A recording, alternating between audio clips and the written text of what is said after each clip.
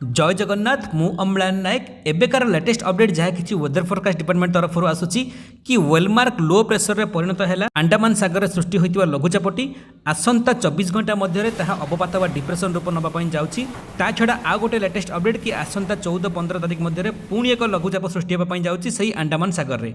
ए लघुचापटी अवपात रूप नेला कौ जिला मानक केते प्रभाव पड़ो ता छड़ा पुणी एक लघुचाप लेटेस्ट अपडेट कौन अच्छी ए सबको जानापी निश्चित भिडियो को शेष पर्यंत देखूँ जो मैंने भी चैनल टी नुआ कर चैनल टी सब्सक्राइब करके पाखर आसुवा घंटी आइकन दबाई दिंतु वेदर फोरकास्टर सब प्रकार लेटेस्ट अपडेट आपण पाखे पहुँची सेमती भल पाइबा आपण मानकर जारी रखिए भिडियो टी समस्ते गोटे गोटे लाइक निश्चित करदे डेरी नक आरंभ करवा कौन एबे जहाँ किसी लेटेस्ट अपडेट आसूची आम आंचलिक पाणीपाग विज्ञान केन्द्र आउ आईएमडी तरफ कि उत्तर अंडमान सागर में सृष्टि होता लघुचापटी घनीभूत धीरे धीरे होची ताहा वेलमार्क लो प्रेसर रे ऑलरेडी परिणत हो सारी वेलमार्क लो प्रेसर रे परिणत है आसंता 24 घंटा मध्य ताहा अवपात बा डिप्रेशन रूप नब डिप्रेशन रूप नेला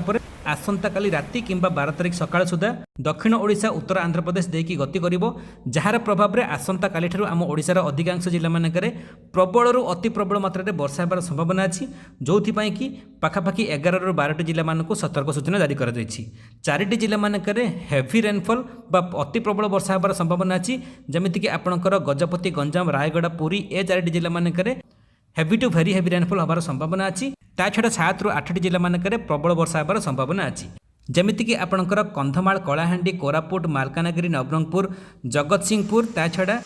बरगढ़ ए सब जिला मानकरे प्रबल मात्रा रे वर्षा होबार संभावना अछि आउ सारा राज्य रे वर्षा स्वल्परू मध्यम धरणर लागिक रहिबो आसंता 2 ରୁ 3 दिन पर्यंत दक्षिण ओडिशा सहित उपकूल ओडिशार किछि जिला मानकरे मध्य अति प्रबल वर्षा होबार संभावना अछि जेमिति कि आपणकर मयूरभंज बालेश्वर भद्रक जाजपुर केन्द्रापड़ा जगतसिंहपुर कटक पुरी खोर्धा ए सब जिला मानकरे भल वर्षा देखिबा पई मिलिबो ता छड़ा अवपातटी आगकू डीप डिप्रेशन बा गभीर अवपात रूप नौछि कि ना जहाँ भी किसी अपडेट आसिबो सांगे सांगे जनईदेवी साइक्लोन बा बात्यार कौनसी अपडेट नाही सेमिति किछि आम ओडिशा परे नाही बात्यार संभावना आम ओडिशा परे जमारू नाही ओके आसंता 15 तारीख रे पुणी एक लघुचाप सृष्टि होबार संभावना अछि लघुचापटी सृष्टि होला परे तार कोन प्रभाव रहइबो से वीडियो मोर क्लियर विजुअल आसिला परे मु अपलोड कर देबी आपण मानक पाखरे पहुंची जिवो भिडियोटी भल लगी समस्त पाखक शेयर करने सहित भिडियोटी को गोटे छोटिया लाइक देवाई भूलें शेष पर्यटन भिडियो देखा आप समस्त को पुणी थे भिडियो बहुत बहुत धन्यवाद जय जगन्नाथ वंदे मातरम।